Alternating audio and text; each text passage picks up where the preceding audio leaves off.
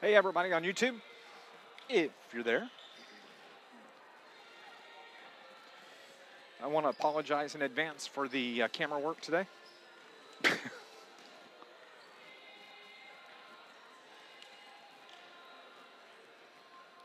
Good afternoon, everybody. It's Dave McKenzie with Scott Hudson. Pinckneyville, Illinois is where we're at on a Friday afternoon.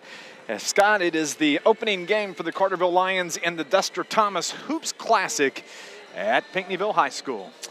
This is the first game after the longest layoff of the season for the Carterville Lions, and hopefully some things have been worked out in practice, and Carterville can come out hot in this Duster Thomas Hoops Classic as we're in the auxiliary gym at Pinckneyville, taking on a very, very, very big Trenton Wesclin team. Yes, they are. You know, this is the 11th annual Duster Thomas Hoops Classic here at Pinckneyville, and man, it is a loaded bracket team lineup.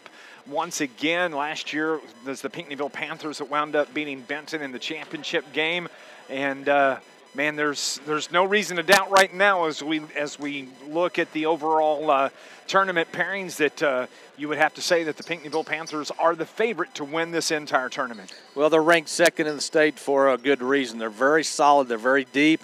So they're looking to win their own tournament. I think, yeah, as you said, Dave, they are the odds-on favorite to win this thing. There are some other good teams here, like this Trenton Wesclin team. They're very good. Jerseyville won earlier today. Yes. Of course, you talk about Benton. Olney's another team in this tournament. You have a small schools like El Dorado and Trico are here as well.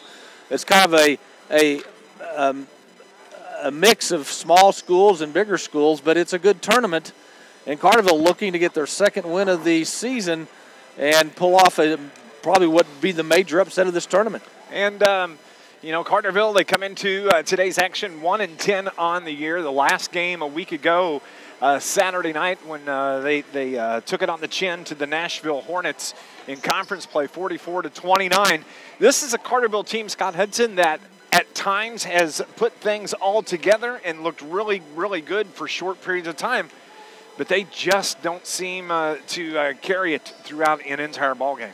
Well, let's go back to the last two games against Carbondale and Nashville. The good out of those two games, Carterville turned the ball over less than 10 times in those two games, in each game, to two very good teams. That's a positive. On the negative side, though, in the last game against Nashville, Carterville only hit 9 of 35 shots in the field. Carterville's not getting their shots to fall, especially from the outside. That's going to have to change here today if they expect to beat this Wesclin team. Lions broadcast is brought to you by the Carterville Banking Center, where they offer a variety of business and personal banking services, including checking accounts, online banking, and mobile banking. For more information, stop by the Carterville Banking Center or visit the website, tboc.com. We're going to go on and take a break. When we come back, we'll continue on our pregame show as the Carterville Lions are getting ready to square up against the Wesclin Warriors at the Duster Thomas Hoops Classic here on News Radio WJPF.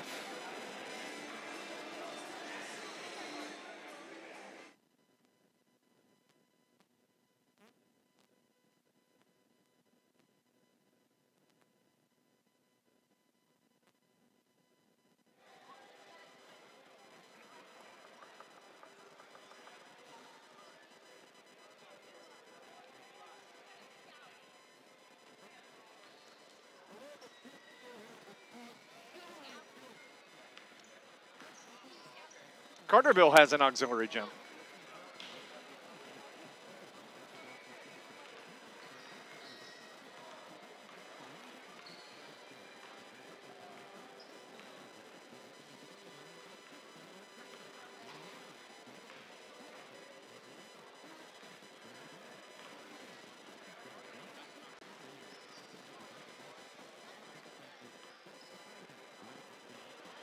Hey, everybody online. Watch it on the YouTube stream.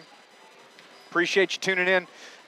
Just want to apologize in advance for the camera work today. You may see the backs of some heads of the fans. We set really low here. And the play just back and forth, it may be kind of tough to see. It's not a whole lot I can do, though.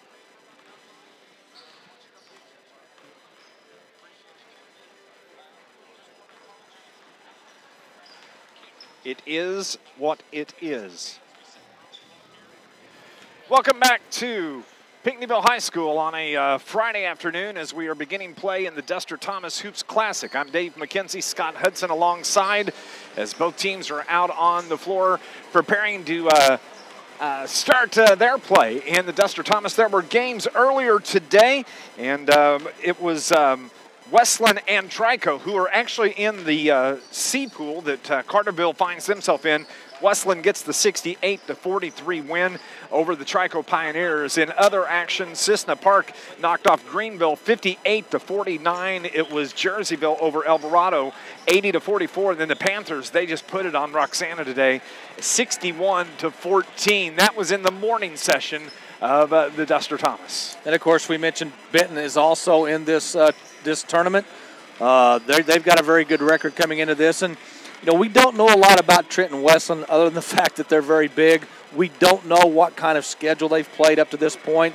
Carterville, that's one of the things that you would have hoped would have helped them going into the middle to latter part of the season is the schedule they played.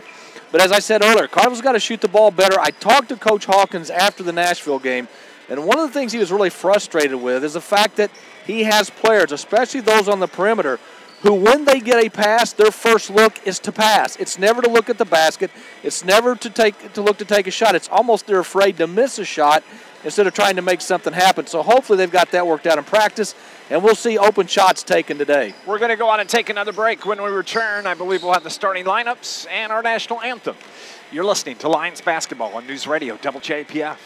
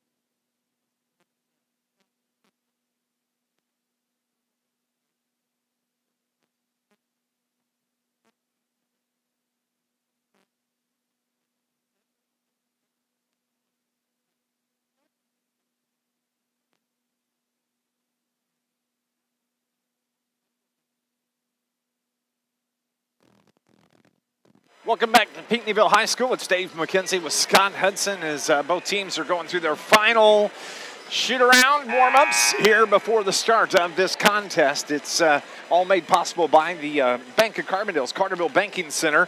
They're proud to be locally owned and operated community bank. Stop by and visit their friendly and professional staff at the Carterville Banking Center, located at 200 West Plaza Drive in Carterville. Member FDIC, equal housing lender. Both teams are on the sideline. We'll see if they are going to do a national anthem, Scott. And we talk about this Wesclin Warriors team coached by Brent Breed. They are a big team, and they wound up getting the win this morning, hanging some points on the board, putting 68 on a Trico team earlier this morning. Yeah, this, I think, by far will be Utton's He had 4. Nate Stevens.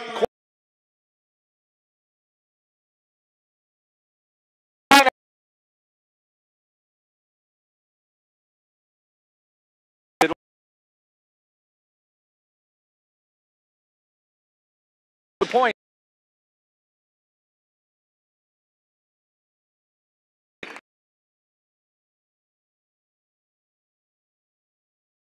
Hockey.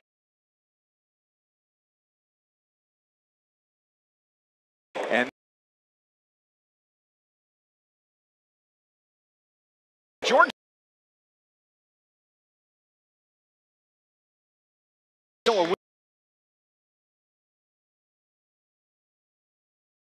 Lions. Yeah, a little that he got it. But congrats. 2. Performance with the game will be set. Warriors. People in front. To that, the out top. Carterville has Couldn't get to it, and as well. Pinckneyville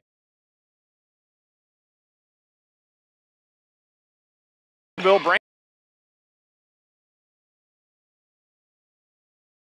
fire.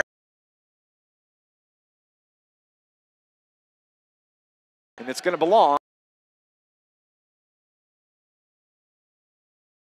2 of those to go. Connor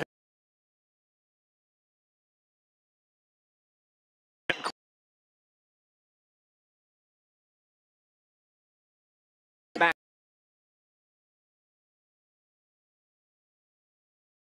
on the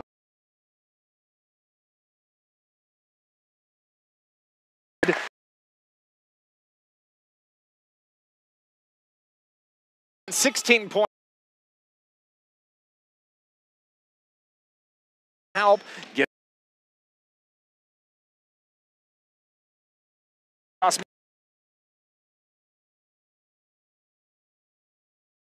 quarter for WJPF.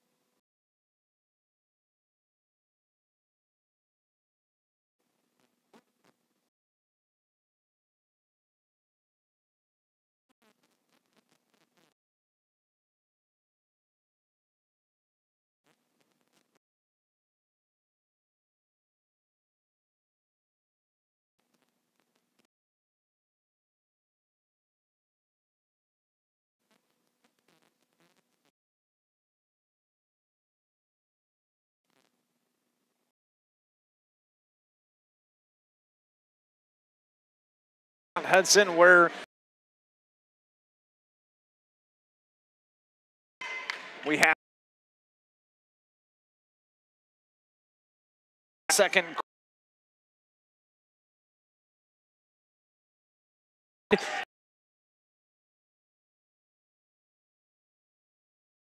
Dylan Valerius as he got the steal. And if you're watching, and the shots aren't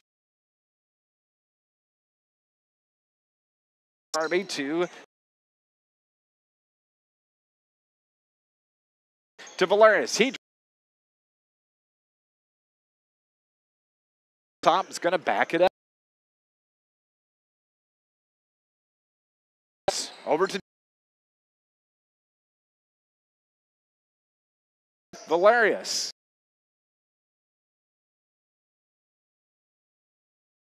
The lead here by Dylan Valerius. Finally got their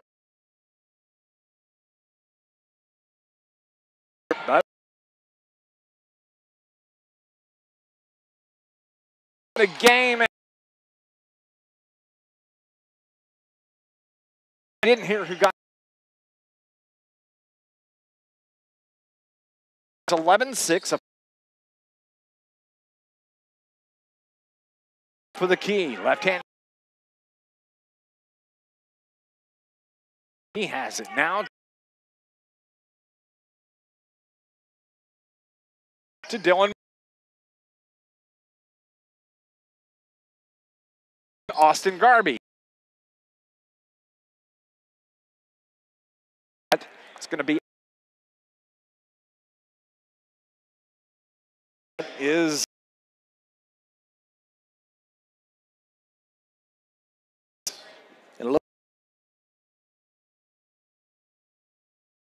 guarding him. They're down 8. They're going to have the back.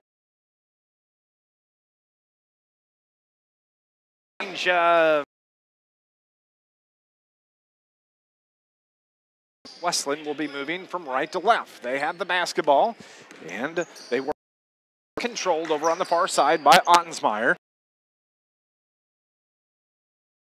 To me, in our head. Wesclin with the basketball. Shot from Nate. The big. The third. Justin had an open look and he buried.